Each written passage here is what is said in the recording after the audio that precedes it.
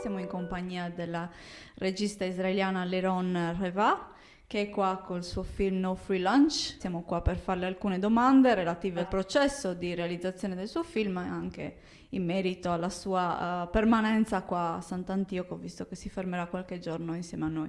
So I ask you a few questions about your film that I've already seen, and first of all I would like to know how did you come up with the idea of this film, because I know it's your first film as a director. No Free Lunch started out right when I finished my preparatory course in Tel Aviv University.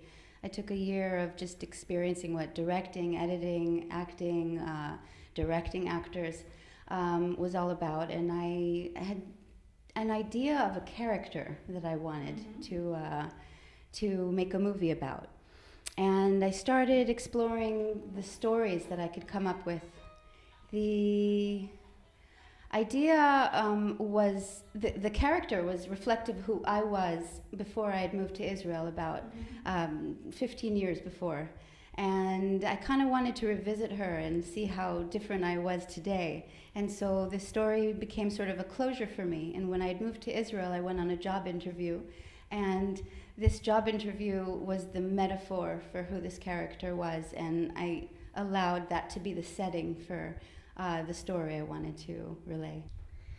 So this film has got some of your personal experience as a worker, as a woman who's getting a job. So because I've seen there are lots of female characters in the film, and they play the protagonist is a woman, is a girl who is very determined to get to the job she wants to have. So she's ready to do whatever it needs, whatever it takes. Thank you, to get to the goal, to achieve the goal. So thanks to her nerve, Sarai, she's the name of the protagonist, is able to achieve the goal. But I don't want to tell about the film, and I just want to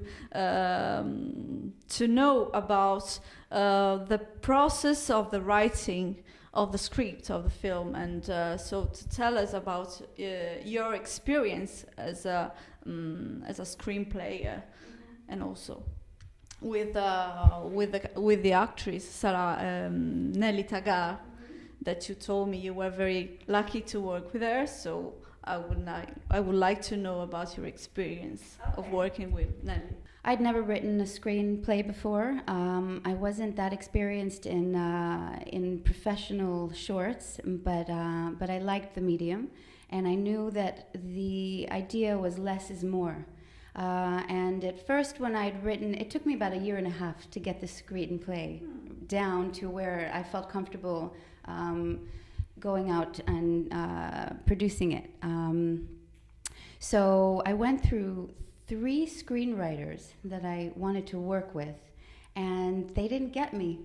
And finally, the last one, the 4th screenwriter that I had interviewed and shared my treatment with, because the story was my idea, I just needed a professional dialoguist to help me, fell in love with the idea, fell in love with the character, and helped me actually make the film better with the dialogue, and also with the nuances of the tension that you feel in the job interview itself.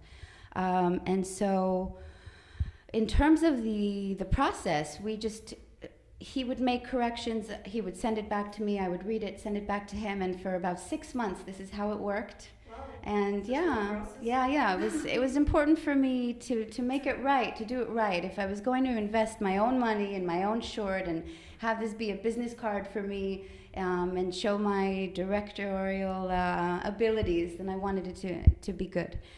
So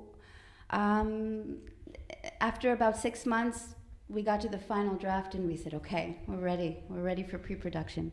In terms of Nelly, I had interviewed only about 3 or 4 actresses, some of them very well known, until a friend of mine recommended Nelly, and I'd never heard of her before. So I went right into YouTube and saw what she had done, and I realized that she had done her audition and she was in. She was my Sarai. It was kind of a cathartic moment for me. I went to see a play that she was in, and I fell in love with her. Sent her the script, and she called me right away and said she loves it. This would be a challenge for her because she's usually typecasted as somebody else, and here she's a strong woman, and she liked what I had to say, and it was easy from there on. We met at 2 rehearsals, and she got me right away. And during the filming process, while we were on set, she blew me away. She was so professional. I had hardly any editing work to do in terms of continuity, in terms of the consistency of her abilities from take to take. And not that I would need a lot of takes with her, but sometimes, there are other things involved. And so I was really, really happy with Nelly and grateful that she was able to partake in this. What about the title? Because we were talking about the origin of this title, and the first times that this expression, the phrase "there is no such thing as a free lunch" was used in first in a book published in the 1930s, and it deals with the economical fields. So it means that you have to work hard to achieve what you want. So why did you choose this title for your short film? Okay. Well, you were exactly right. No free lunch is an economic term, and it means you have to work hard for what you want to get. In this case, this is exactly what the film is about. Nelly is in an economic dire straits. She is from a poor neighborhood, a poor family. She lives with her mother. She's old enough to get out there and start working, but she's stuck in a dead-end job, and she decided that with hard work, she would be willing to do anything to get what she wants. And so from the beginning of the film, you already sense that she is somebody who's autodidactic and is willing to do all that it takes to get a job, even if it's way over her league, if she knows that she'll be able to prove that she can do it once she gets the job. So she was confident, and she was charismatic, and she did what she needed to do to get what she wanted, which was, no free lunch. You also mentioned something about the Hebrew, because you've got the same expression in Hebrew, no free lunch. Right. Well, that was just pure luck that the phrase "no free lunch" is also exactly translated to that in Hebrew. So no one could screw with the translation if it's in English or in Hebrew. And initially, "no free lunch" was the name, and I liked it, so I used it in Hebrew, and that was that. It made life easier. And now one last question. And how was your film welcomed by the female audience? This is the first question. I think that what most people liked about it, and especially women, was that what came out is the authenticity. I touch upon a taboo, which is deception, and how far are you allowed to go. And seeing a woman protagonist and turning her into an anti-heroine.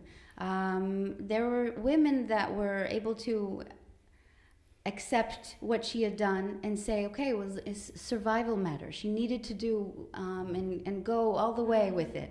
And there are other people that have a terrible relationship with deception or lies and say there's no room for it whatsoever. So really it's not a feminist film. It's really just any person can have that kind of relationship with deception. So you're either rooting for her because you know that she deserves what she deserves, or you're against her because of her tactics of her immoral tactics to get what she wants. So women in general perceived it pretty much the same as men did. So I'm glad about that.